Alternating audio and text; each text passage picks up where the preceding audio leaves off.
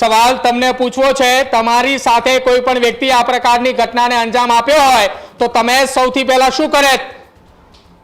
ધારાસભ્ય અક્ષય પટેલને કોઈ ઊંધા લટકાવીને માર્યો હોત તો ધારાસભ્ય અક્ષય પટેલ એવું કહે કે પોલીસ તપાસનો વિષય છે, પોલીસ તપાસ કરશે, ત્યારબાદ પોલીસને કાર્યવાહીમાં જે સાચું લાગશે એ પ્રમાણે કાર્યવાહી કરશે. તમે ખુદ પોતે તમારા ઉપર વિચારી લો, તમારા દીકરા ઋષિ પટેલને કોઈ માર્યો હોત તો તમે શું કરે?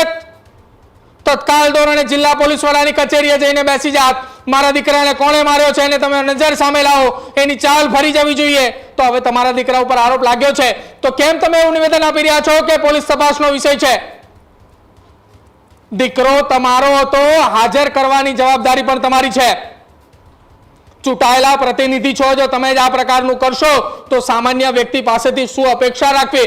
જિલ્લા અને તાલુકા પંચાયતના ચૂંટાયેલા પ્રતિનિધિઓ પાસે શું આશા રાખવી? તમારો દીકરો જો આવી રીતે બેફામ ફરતો હોય તો બીજા નેતાઓના દીકરા, તમારા વિસ્તારની અંદર ચૂંટાયેલા નીચેના પ્રતિનિધિઓના દીકરાઓ તો બેફામ ફરશે. વારંવાર સવાલો કરવાના, તમને વારંવાર જવાબ તમારે આપવાથી ડરવાનું, ટાળવાનું. સવાલ આજે એટલા માટે તમને પૂછી રહ્યા છીએ કે આ આખી ઘટનામાં અંજામ આપ્યા બાદ તમારો દીકરો ક્યાં છે? જો તમને ખબર ના હોય તમારો દીકરો ક્યાં છે તો તમે પણ એક ફરિયાદ લખાવી દો કે મારો દીકરો ગાયબ થઈ ચૂક્યો છે. તો તમે ફરિયાદ લખાવવા નહીં જાઓ. તમને ખબર છે કે તમારો દીકરો ક્યાં છે, કઈ દેશમાં છે. વડોદરા શહેરની અંદર પણ હોય તો પણ કોને ખબર કે ધારાસભ્ય અક્ષય પટેલનો દીકરો ઋષિ પટેલ વડોદરામાં જ છે. બધું જ તંત્ર તમારા હાથમાં છે, પોલીસની તાકાત તમારા હાથમાં છે, વહીવટી તંત્ર તમારા હાથમાં છે.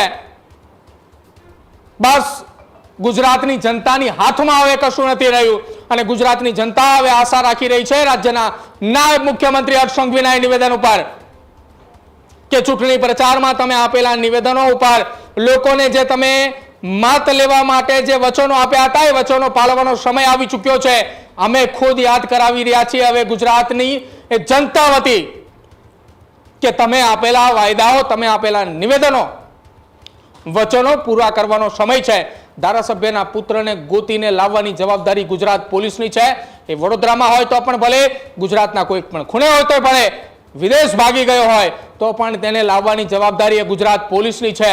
જો ગુજરાત પોલીસ ધારે છે તો ગણતરીના કલાકોમાં ગમે તેવો ખૂંખાર આરોપી હોય તેને પકડીને લાવે છે. આ એ જ ગુજરાત પોલીસ છે કે જે એન્કાઉન્ટર કરવામાં માહેર છે. તો પછી આ ગુજરાત પોલીસના હાથેથી ધારાસભ્ય અક્ષય પટેલનો પુત્ર ઋષિ પટેલ કેમ ફરાર થઈ ગયો? એ સવાલ હવે ગુજરાતની જનતા પૂછી રહી છે.